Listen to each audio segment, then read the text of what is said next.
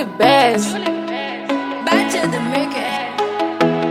Et pourtant des plec c'est Mada marché sale sous bable yo lapido. Toujours tu sous tu pour nègre yo valido. Ça m'a fait bien, ça fait toujours banico. Et pourtant des m'nan prend dégage à la bio.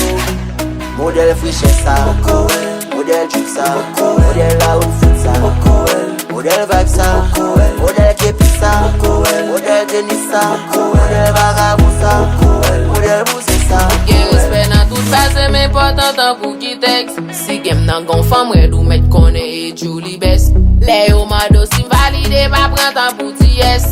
Nou gen kon, nou gen tête, nou gen money et nou gen fesse. Gucci, Louis, Prada, Pussy, place ou pas là.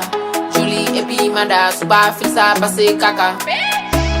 Fait yo gen gros santan kou elem gen rek mwen. Baguette si bousé m'a ple de bad boy sak nan nan pa kapayo. Ma kwado pa fe payo.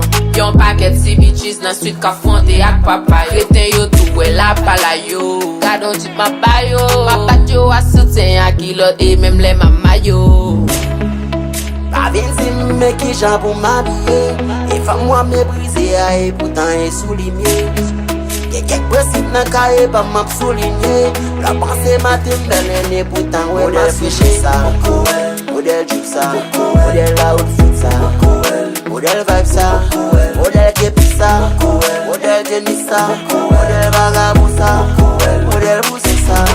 Yo bagen vibe ça, yo bagen look ça, yo bagen style ça, yo bagen standard ça. Yo bagen vibe ça, yo bagen look ça, yo bagen style ça, yo bagen standard ça. Si spon marché sale sous bable yo lapido. Toujours drip sous drip pour nègre yo valido. Ça m'a fait bien, ça fait toujours panico. Et pourtant des m'nan prend dégage à la bio. Modèle friche ça, modèle juke ça, modèle la haute foot ça, modèle vibe ça, modèle képi ça, modèle tennis ça, modèle vagabond ça, modèle bousé ça.